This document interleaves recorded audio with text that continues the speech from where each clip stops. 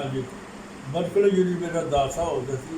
तो उस तो चंद महीने बाद बल्कि बड़ी जल्दी मेरे वालिद फौत हो गए। अच्छा जी। ऐसे साडा कारखाना सी गुलबर्ग विच कंक्रीट पाइप का।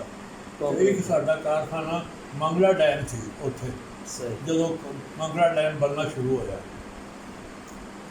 मेरे दो ਵੱਡੇ भाई सन, ਉਹ कराची, ਉਹ भी कारोबारी सन, मशीन की सप्लाई।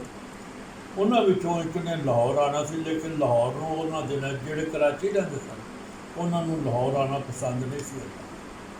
ਤੇ ਮੈਨੂੰ ਇਹ ਕੰਮ ਕਰਨਾ, ਆਪਣੀ ਤਾਲੀਮ ਛੱਡ ਕੇ ਫਿਰ ਬਾਅਦ ਮੈਨੂੰ ਇਹ ਫੈਕਟਰੀ ਸੰਭਾਲਦੇ ਪੈ ਗਏ, ਕੰਮ ਕਰਨਾ ਪੈ ਗਿਆ ਲਾਹੌਰ ਵੀ ਅਤੇ ਮੰਗਲਾ ਡੈਮ। ਉੱਥੇ ਵੀ ਜਿਹੜੀ ਪਾਈਪ ਬਣ ਰਿਹਾ ਸੀ। ਮੇਰੀ ਤਾਲੀਮ ਅਧੂਰੀ ਰਹਿ ਗਈ। ਨਾ ਮੈਂ ਬਰਕਲੇ ਯੂਨੀਵਰਸਿਟੀ ਜਾ ਸਕਿਆ, ਨਾ ਮੈਂ ਇੱਥੇ ਉਸ ਤੋਂ ਬਾਅਦ ਫਰਦਰ ਕੰਮ ਕਰ ਸਕਿਆ, ਕਿਉਂਕਿ ਸਾਰਾ ਬੋਝ ਮੇਰੇ 'ਤੇ ਪੈ ਗਿਆ। ਅਨਮੈਰਿਡ ਦੇ ਸਨ, ਲਿਆਦਾ ਮੈਂ ਸੰਭਾਲ ਲਿਆ। 20-25 30 ਉੱਥੇ ਕਾਰੀਗਰ ਹੈਗੇ ਸਨ, ਕੋਈ 40-50 ਲਾਹੌਰ ਹੈਗੇ ਸਨ। ਸਮਝੇ ਨਾ, ਇਹ ਸਾਰਾ ਕਾਰੋਬਾਰ ਮੈਨੂੰ ਕਰਨਾ ਪੈ ਗਿਆ। ਇਹਨਾਂ ਫੈਕਟਰੀ 2 ਫੈਕਟਰੀਆਂ ਮੈਂ ਚਲਾ ਰਿਹਾ ਸੀ, ਇੱਕ ਉੱਥੇ ਇੱਕ ਇੱਥੇ।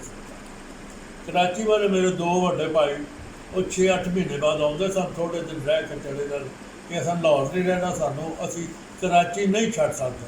ਇਹ ਜਿਵੇਂ ਖਾਨਦਾਨੀ ਹਾਲਾਤ ਸਨ। ਉਸ ਤੋਂ ਇਲਾਵਾ ਲੇਕਿਨ ਮੈਨੂੰ ਬਚਪਨ ਤੋਂ ਹੀ ਇੱਥੇ ਇੱਕ ਰਸਾਲਾ ਨਿਕਲਦਾ ਸੀ, ਤੋਹਫਾ ਇਛਰੇ ਤੋਂ ਬੱਚਿਆਂ ਦਾ, ਅਤੇ ਦਿੱਲੀ ਤੋਂ ਨਿਕਲਦਾ ਸੀ ਖਿਲੌਣਾ।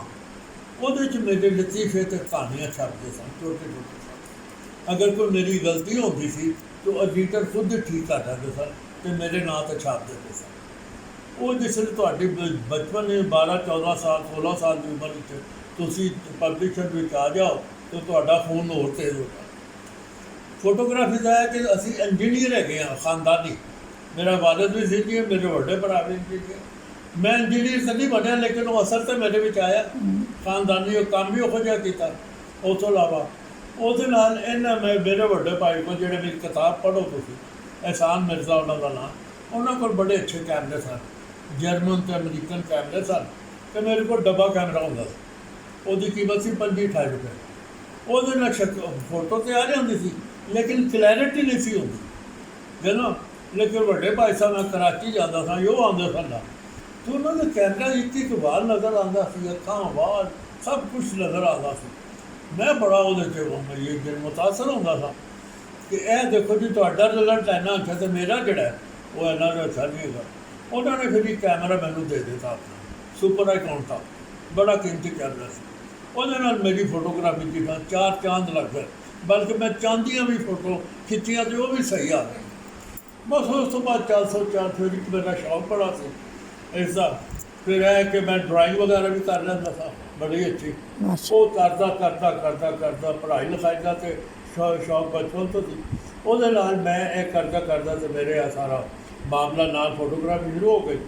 वो फिर इन्हों दियाँ 57 ऑनवर्ड 58 तो बाद मैं इन्हों के ग्रुप पार्टी हाउस में कोई 5-6 साल जाता रहा। उत्थे जो मैं महफिल देखिया ने, इशफाक अहमद, हमीद, अपना जोश वलियाबादी, बड़े जोड़े अहमद नजीम कासमी उत्थे ये उत्थे आउंदे सन, और उन्हां दी महफिलां मैं बैठ के सुनदा हुंदा ते नाल उन्हां नूं इंजॉय करदा सा कि ये गल्लां उन्हां दी फैज साहब भी थे, अहमद फराज भी थे ना। वो पार्टी हाउस आ बड़ा मामूली जिहा, मतलब है कि वो ਉਹਦਾ ਚਾਹ ਦਾ ਹੁੰਦਾ ਸੀ ਬਿੱਲ 2 ਰੁਪਏ ਦਾ ਪੀਸ ਮਿਲ ਜਾਂਦਾ ਸੀ। ਅਤੇ ਉੱਥੇ 10-11 ਵਜੇ ਤੋਂ ਲੈ ਕੇ 5-6 ਵਜੇ ਤੱਕ ਸਾਰੇ ਹੀ ਅਦੀਬ ਤਕਰੀਬਨ ਪ੍ਰੋਫੈਸਰ ਉੱਥੇ ਹਰ ਕੋਈ ਆਉਂਦਾ ਸੀ। ਅਤੇ ਜਿਸ ਦਿਨ ਨਾ ਜਾਈਏ ਨਾ ਦਿੱਲੀ, ਉਸ ਦਿਨ ਦਿਲ ਬੇਚੈਨੀ ਲੱਗਦਾ ਸੀ ਕਿ ਅੱਜ ਪਾਰਟੀ ਹਾਊਸ ਨਹੀਂ ਗਏ। ਸਮਝੇ ਨਾ, ਹਾਸਾ ਮਜ਼ਾਕ ਆਪਸ ਵਿੱਚ ਖਿੱਚ ਤੋਂ ਇਹ ਸਭ। ਉਹ ਮੈਂ ਕੁਛ 6 ਸਾਲ ਅਟੈਂਡ ਕੀਤਾ ਉਹ ਸਾਰਾ। ਅਤੇ 1964 ਤੋਂ ਬਾਅਦ ਫਿਰ ਮੈਂ ਨਹੀਂ ਗਿਆ। ਫਿਰ ਉਹਦੇ ਹਾਲਾਤ, ਉਹ ਜਿਹੜੇ ਮਾਲਕ ਸਨ ਉਹ ਫੌਤ ਹੋ ਗਏ। ਫਿਰ ਉਹਨਾਂ ਦੇ ਕੋਈ ਭਰਾ ਆਏ, ਉਹ ਨਾ ਚਲਾ ਸਕੇ, ਫਿਰ ਜੰਗ ਹੋ ਗਈ, ਫਿਰ ਲੋਕਾਂ ਕੋ ਵਿਛੜ ਗਿਆ। ਅੱਛਾ ਨਾਸਰ ਕਾਜ਼ਮੀ ਉੱਥੇ ਡੇਲੀ ਆਉਂਦਾ। ਨਾਸਰ ਕਾਜ਼ਮੀ ਉੱਥੇ ਡੇਲੀ ਬੈਠਾ, ਸਭ ਤੋਂ ਪਹਿਲੇ ਨਾਸਰ ਕਾਜ਼ਮੀ ਉੱਥੇ ਬੈਠਾ। ਸਮਝੇ ਨਾ, ਬੜਾ ਅੱਛਾ ਸ਼ਾਇਰ ਸੀ, ਬੜਾ ਕੁਛ ਕਰਦਾ ਉਹਦਾ। ਫਿਰ ਉਸ ਤੋਂ ਬਾਅਦ ਉਹ ਸਾਰੇ ਹੌਲੀ ਹੌਲੀ ਆਉਣੇ ਸ਼ੁਰੂ ਹੋ ਗਏ ਸਨ। ਉਹ ਉੱਥੇ ਹੀ ਉਹ ਸ਼ਾਮੀ ਕਬਾਬ ਬੜੇ ਅੱਛੇ ਬਣ, ਸ਼ਾਮੀ ਕਬਾਬ, ਕੇਕ ਪੀਸ ਤੇ ਚਾਹ, ਇਹ ਹਰ ਕੋਈ ਉੱਥੇ ਜਿਹੜਾ ਸੀ ਨਾ ਬੈਠ ਕੇ ਖਾਂਦਾ ਸੀ। ਤੇ ਘੰਟਾ ਘੰਟਾ 2-2 ਘੰਟੇ ਬੈਠੇ ਰਹਿੰਦੇ ਸਨ ਤੇ ਅਦਬ ਤੇ ਬੜੀ ਬੜੀ ਖੂਬਸੂਰਤ ਬਹਿਸ ਹੁੰਦੀ। ਫਿਰ ਉੱਪਰ ਜਾ ਬੈਠਦਾ ਸੀ, ਉੱਪਰ ਵੀ ਮਹਿਫਲਾਂ ਹੁੰਦੀਆਂ ਸਨ ਇਸ ਤਰ੍ਹਾਂ ਕਰਕੇ। ਉਹ ਬੜਾ ਅੱਛਾ ਦੌਰ ਹੈਗਾ ਸੀ ਸੜਕ ਤੇ ਕਿਸੇ ਦੀ ਜੇਬ ਵਿੱਚ ਪੈਸੇ ਨਹੀਂ ਸਨ ਹੁੰਦੇ। ਤੁਹਾਡੇ ਕੋਲੋਂ ਖਿੱਚ ਲਏ, ਇਹਨਾਂ ਕੋਲੋਂ ਲੈ ਲਏ, ਮੇਰੇ ਕੋਲੋਂ ਖਿੱਚ ਲਏ, ਕਿਸੇ ਕੋਲੋਂ ਕੋਈ 20 ਰੁਪਏ ਲੈ ਲਏ, ਕੋਈ 10 ਰੁਪਏ ਲੈ ਲਏ, ਸਮਝਣਾ। ਮੈਂ ਉੱਥੇ ਕਤੀਲ ਸ਼ਫਾਈ ਨੂੰ ਨਹੀਂ ਵੇਖਿਆ, ਕਤੀਲ ਸ਼ਫਾਈ ਨੂੰ ਨਹੀਂ ਮੈਂ ਦੇਖਿਆ। ਇਹ ਫਿਲਮੀ ਦੁਨੀਆ 'ਚ ਬੜਾ ਬਿਜ਼ੀ ਹੈਗਾ ਸੀ। ਇਹਨੂੰ ਬੜੇ ਅੱਛੇ ਸਪਾਂਸਰ ਮਿਲੇ, ਇਹਨੂੰ ਬੜੇ ਅੱਛੇ ਨੇ ਪੋਇਟਰੀ ਲਿਖੀ, ਗਾਣੇ ਲਿਖੇ, ਸਭ ਕੁਛ ਕੀਤਾ ਉਹਨੂੰ। ਬਾਕੀ ਜਿੰਨੇ ਵੀ ਹੈ ਨੇ ਉੱਥੇ ਆਉਂਦੇ ਸਨ, ਸਾਰਾ ਕੁਛ ਕਰਦੇ ਸਨ ਅਤੇ ਉਸ ਤਰ੍ਹਾਂ। ਲੇਕਿਨ ਉਹ ਬੜਾ ਖੂਬਸੂਰਤ ਜ਼ਮਾਨਾ ਦਿਨ ਹੈਗੇ ਸਨ, ਬੜੇ ਅੱਛੇ ਸਨ। ਸਾਈਕਲਾਂ ਦੇ ਸਾਰੇ ਕੋਲ ਹੁੰਦਾ ਸੀ, ਮੋਟਰਸਾਈਕਲ ਕਿਸੇ ਕੋਲ ਹੁੰਦੀ।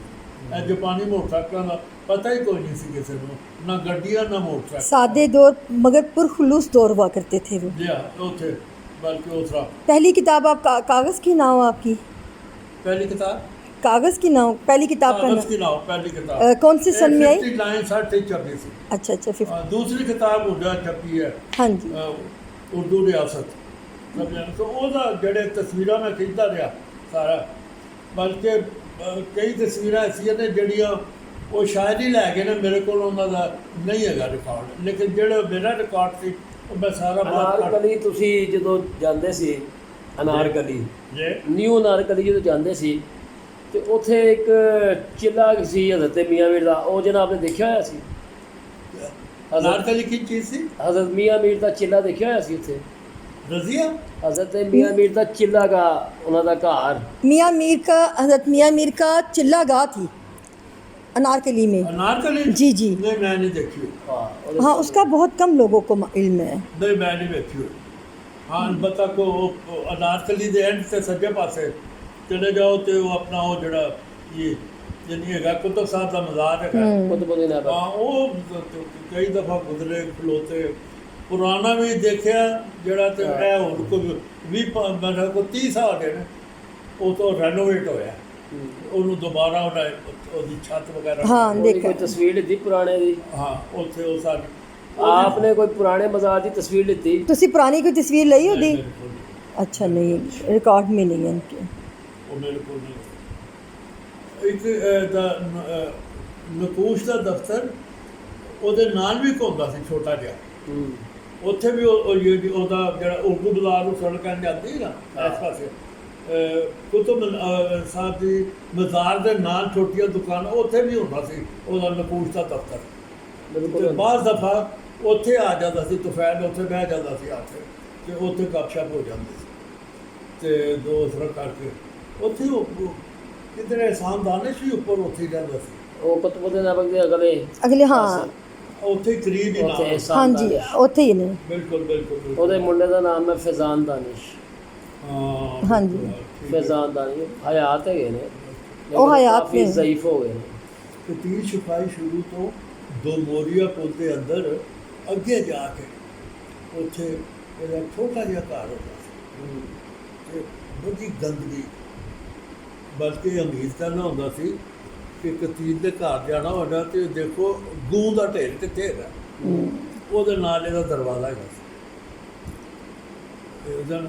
ਤੇ ਮੈਂ ਇੱਕ ਵਾਰੀ ਮੈਨੂੰ ਕਹਿਣਾ ਨਹੀਂ ਚਾਹੀਦਾ, ਮੈਂ ਸ਼ੂਟਿੰਗ ਦੇਖਣ ਗਿਆ ਦਾ ਸੀ ਜਵਾਨੀ ਦੇ ਦਿਨਾਂ 'ਚ, ਤੇ ਉੱਥੋਂ 2-2:30 ਵਜੇ ਮੈਨੂੰ ਕਿਹਾ ਯਾਰ ਤੂੰ ਜਾ ਰਿਹਾ ਤੇ 2-3 ਬੰਦੇ ਸਾਡੇ ਰਸਤੇ ਵਿੱਚ ਛੱਡ ਦੇ। ਮੈਂ ਰੀਗਲ ਆਇਆ, ਉੱਥੇ ਲਾਇਆ ਉਹਨਾਂ ਸੜਕ ਤੇ ਇੱਕ ਬੰਦਾ ਮੈਨੂੰ ਕਹਿਣ ਲੱਗਾ ਯਾਰ ਉਹਨੂੰ ਦਮੋਰੀਏ ਪੁੱਲ ਦੇ ਅੰਦਰ ਛੱਡਿਆ ਜਾ। ਮੈਂ ਕਿਹਾ ਠੀਕ ਹੈ। ਮੈਂ ਦਮੋਰੀਏ ਪੁੱਲ ਦੇ ਅੰਦਰ ਲੈ ਗਿਆ ਤੇ ਅੱਗੇ ਜਾ ਕੇ ਥੋੜ੍ਹਾ ਜਿਹਾ ਅੱਗੇ ਜਾਈ ਖੱਬੇ ਸੱਜੇ, ਹੁਣ ਮੈਨੂੰ ਨਹੀਂ ਯਾਦ ਰਹੇ, ਉੱਥੇ ਬੜਾ ਵੱਡਾ ਗੰਦ ਦਾ ਢੇਰ ਲੱਗਾ। ਉੱਥੇ ਉਤਰ ਗਿਆ ਤਾਂ ਮੇਰਾ ਦੋਸਤ ਮੈਨੂੰ ਕਹਿੰਦਾ ਕਤੀਲ ਛਪਾਈ ਦਾ ਘਰ ਹੈਗਾ, ਇਹ ਉਤਰ ਕੇ ਲਾਹੌਰ ਦੇ 5 ਕਦੀਮ ਸ਼ੋਰਾ, ਇਹ ਕਤੀਲ ਛਪਾਈ ਦੀ ਕਿਤਾਬ ਉਹ ਸ਼ੁਰੂ ਤੋਂ ਮੈਂ ਤੁਹਾਨੂੰ ਦੱਸਣਾ ਨਾ ਕਿ ਇਸ ਤਰ੍ਹਾਂ ਕਰਕੇ ਉਹ ਸੀ। ਫਿਰ ਇਹ ਖਮਨਾਬਾਦ ਚਲੇ ਗਏ, ਸਮਝਣਾ, ਤੇ ਫਿਰ ਅਖੀਰ ਉਹਨਾਂ ਦਾ ਵੀ ਹੈ ਵਿੱਚ, ਲੇਕਿਨ ਬੜੇ ਖੂਬਸੂਰਤ ਗਾਣੇ, ਬੜੀ ਮੌਸੀਕੀ, ਬੜਾ ਸਮਝ ਅਕਲ ਸਾਰੀ। है।